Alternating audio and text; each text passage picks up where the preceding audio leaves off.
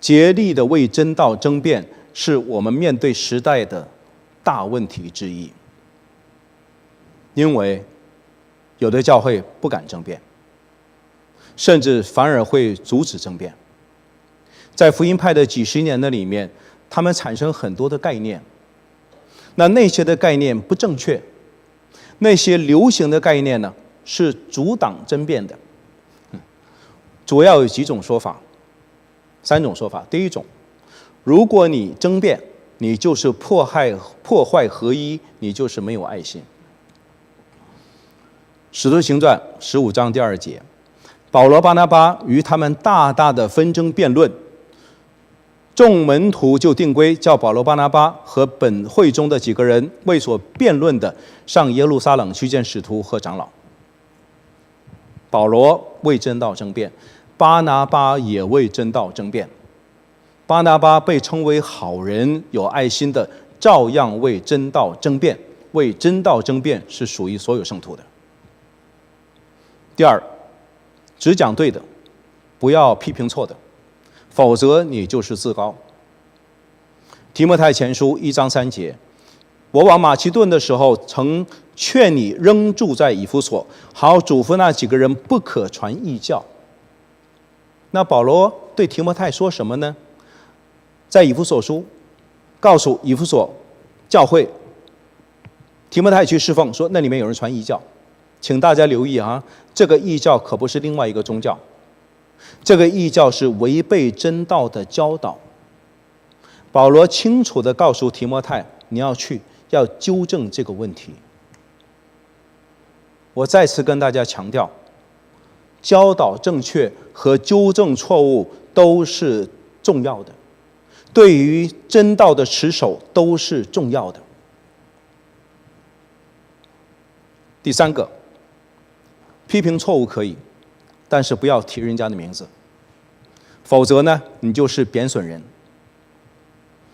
提摩太后书4章4节，铜匠亚历山大多多的害我，主必照他所行的报应他。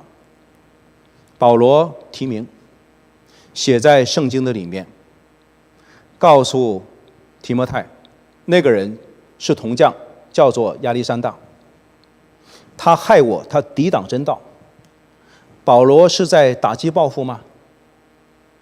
保罗是在自高吗？保罗是告诉提摩太，你必须要知道他是谁，然后你才能够纠正他的问题。只有保罗这么做吗？约翰3书第1章9到10节，约翰说，我曾略略的写信给教会，但那在教会中好为首的丢特腓不接待我，所以我若去，必要提说他所行的事，就是他用恶言妄论我们，还不以为足。他自己不接待弟兄，有人愿意接待，他也禁止，并且将接待弟兄的人赶出教会。约翰提出教会的那个人叫做丢特腓的，他在教会好为首，要在教会做头，然后呢，阻挡教会正确的侍奉。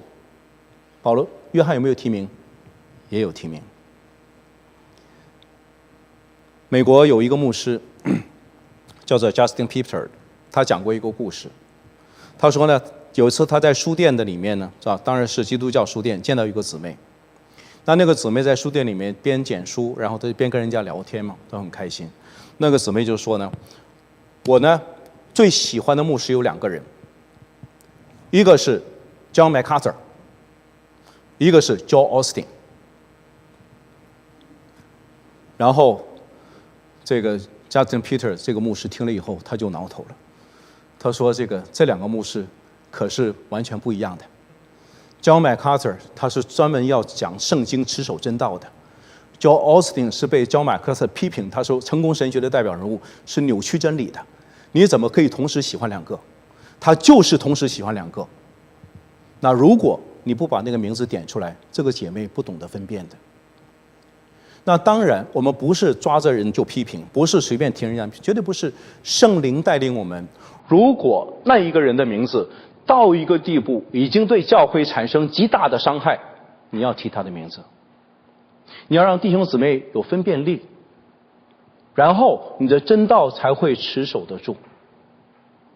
就好像现在我们知道很多感染病传染病，你大概不需要把每个传染病都弄明白，但是有一个传染病你必须要弄明白，叫做什么呢？叫做 COVID-19。